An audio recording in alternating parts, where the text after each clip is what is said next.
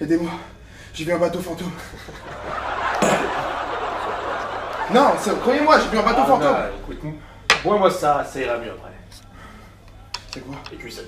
Oh, cul sec, je te dis pas, vas-y. Ah, voilà. T'en veux un autre? Ah, merci, ça ira. Ok, va t'asseoir.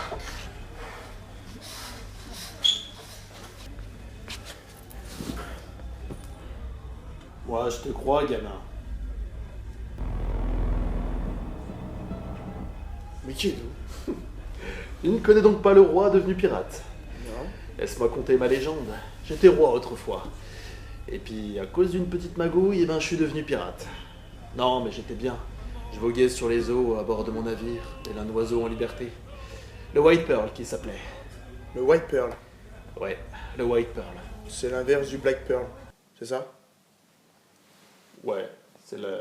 Non, mais C'est assez original. c'était un très joli navire. D'accord. Blanc. Enfin, on rencontrait d'autres personnes, hein, comme Bernard et surtout Jack. Jack. Oui, Jack. Jack Sparrow. Non, Jacques Pichon. Jack Pichon. Un gars adorable, hein, un gars adorable. On a vécu plein d'aventures avec lui, mais avant de trouver le coffre maudit, il s'est fait bouffer par un kraken. Un coffre maudit, un kraken. Ouais. En fait, là, t'es en train de me raconter l'histoire de Pirates des Caraïbes. Non. Si. Écoute, j'ai une critique à faire. J'en viens.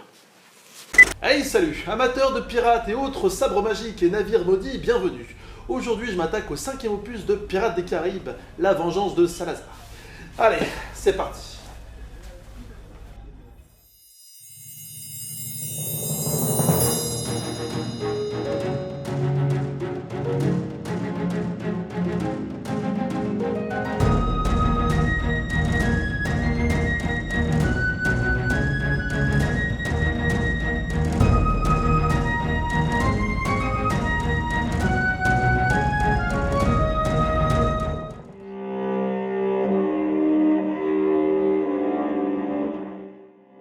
Ah, Pirates des Caraïbes. Je vous avouerai que j'ai toujours été fasciné par cette licence qui met au cœur de sa narration nos chers pirates. C'est quand même dingue de se dire que Disney est parti d'une simple attraction pour en faire une des franchises les plus populaires du moment.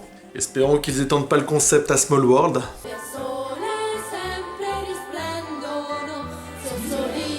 Ouais, maintenant vous avez la musique en tête pendant toute la journée. Après un 4e opus des plus mitigés, voilà qu'un nouvel épisode vient d'arriver sur nos écrans. Alors, suite poussive, sans intérêt, voulant juste engranger un petit peu plus de thunes ou vraie plus-value qui apporte quelque chose à la saga. Que vaut vraiment Pirates des Caraïbes, La Vengeance de Salazar? Je ne veux pas avoir de problème. Tu ne dois pas t'amuser tous les jours. Il paiera pour ce qu'il m'a fait. Au niveau de la réal, la saga a pas mal changé de réalisateur. D'abord, la première trilogie a été réalisée par Gore Verbinski, qui a d'ailleurs réussi avec brio à populariser cette saga. Un petit peu chelou comme nom. Ensuite, le 4e opus, sorte de spin-off de la saga sans vraiment lien, a été réalisé par Rob Marshall. Et enfin, le 5e opus de cette saga a été réalisé par Joachim Ronning et Espen Sandberg, qui forment tous deux le duo Roenberg. Alors niveau réalisation, le duo nous sert quand même une réalisation assez classique, hein, très large dans les plans où il y a justement des scènes navales avec les bateaux, et très serré lors des scènes de combat. Il ne peut plus se cacher. Alors oui, la réalisation est quelque peu classique, mais j'avoue que les réalisateurs ont trouvé une manière de mettre une mise en scène assez originale. Et pour le coup, c'est assez cool. Et d'ailleurs, cette mise en scène commence dès le début à nous surprendre, avec une séquence qui pourrait paraître prévisible, mais qui en fait nous réserve une vraie surprise au niveau de la mise en scène. C'est assez appréciable pour un film de justement être original dans sa mise en scène. Cependant, on commence par un premier défaut qui concerne justement la réal. Arrêtez, je vous en prie. Non, l'arrête pas. Vous allez bien trop loin. Non, pas du tout. Donc, comme je vous disais, on est surpris par la mise en scène, mais bon, à la fin du film, on sent que les réalisateurs ont vraiment voulu se dépêcher, et on voit que la fin est quelque peu bâclée. Sans doute limitée par la durée du film qui ne devait pas s'éterniser. Ce défaut se caractérise principalement par des scènes qu'on attendait tous et qui au final n'arrivent pas, hein, ce qui descend vachement bien la hype, des personnages transparents et un scénario qui va à toute allure histoire de finir la trame. C'est assez dommage, hein, parce que le film tout le long nous sert un rythme vraiment soutenu, des scènes d'action plutôt dynamiques, et on attend des scènes avec impatience mais elles n'arrivent pas. Alors en parlant de déception, qu'en est-il de nos acteurs ? Le film est une vraie suite à la trilogie originale, pas comme le 4 qui était une véritable escroquerie. Du coup, c'est assez cool de revoir les personnages qu'on adorait tous. On commence par Kaya Scodelario, qui est la seule pointe féminine du film et qui est pour le coup assez intéressante. L'actrice joue une scientifique dans un monde où justement les femmes n'étaient pas acceptées dans ce domaine, ce qui fait d'ailleurs contraste avec le monde magique de Pirates des Caraïbes. L'actrice est convaincante, sans en faire plus, elle est pas spécialement attachante, mais elle fait bien son taf. Et ce n'est pas comme Brenton Twait qui joue pour le moins l'un des rôles les plus importants du film. L'acteur joue un personnage justement très porté sur la magie, ce qui fait assez contraste avec le personnage précédent, et pour le coup c'est assez fun. Pour le coup l'acteur est assez juste dans son rôle sans trop en faire. Également de la distrib Orlando Bloom qui nous avait laissé dans le 3e opus sur son hollandais volant. Alors pour les fans de cet acteur, n'espérez pas le voir dans tout le film, il passe juste une petite tête, ce qui est d'ailleurs bien dommage. Et c'est pas comme un autre personnage de la saga qui est pour le coup assez présent, Geoffrey Rush, qui est passé d'un méchant pour le moins assez cruel à un sympathique pirate. La performance de l'acteur est pour le coup vraiment géniale, servie par justement des répliques qui sont pour le moins intelligentes. C'est pas comme notre ami Jack Sparrow. Vous êtes sans nul doute le pirate le plus pitoyable dont on m'ait parlé. Au moins, on vous a parlé de moi. Joué par le magnifique Johnny Depp, ce dernier nous sert un Jack Sparrow encore plus déjanté et encore plus burlesque. Pour le coup, ça fait vraiment plaisir de le retrouver. Au niveau de la performance de l'acteur, rien à dire, il est parfait quoi. Je veux dire, qui d'autre peut faire Jack Sparrow? D'ailleurs, vous savez que Jack Sparrow veut dire Jack le mono? Ok, je sors.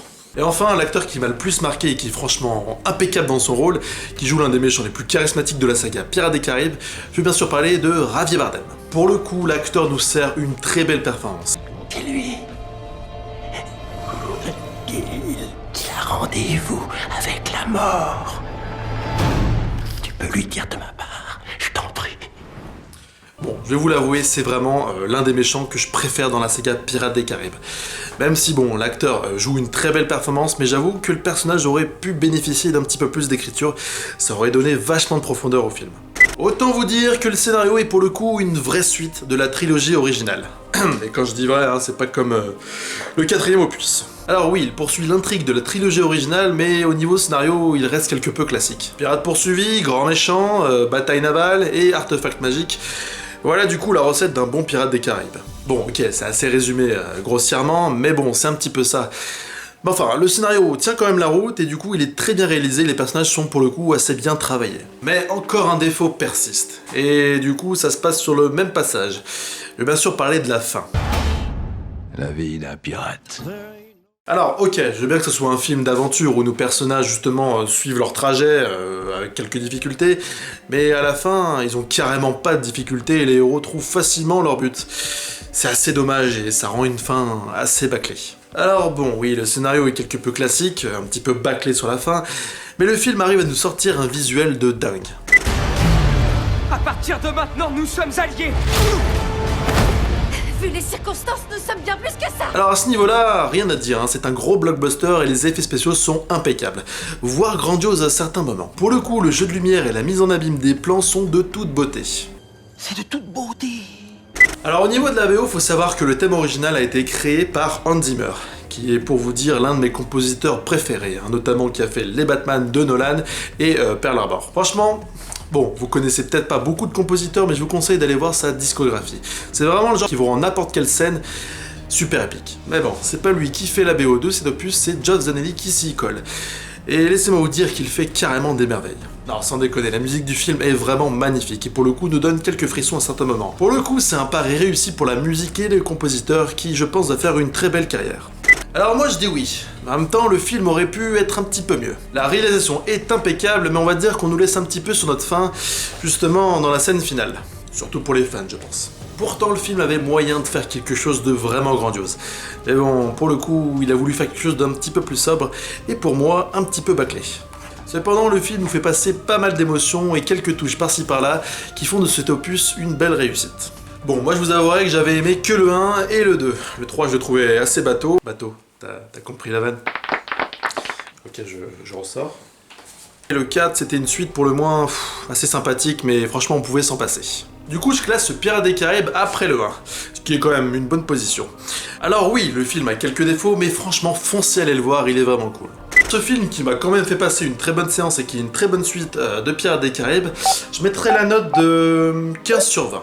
Sans ces petits défauts, évidemment, il aurait monté un petit peu plus dans la note, mais bon, c'est quand même une très bonne suite et je vous conseille vraiment d'aller le voir et j'espère que vous allez kiffer autant que moi. Et n'oubliez pas que c'était la dernière fois que vous verrez ce décor, parce qu'une autre aventure m'attend.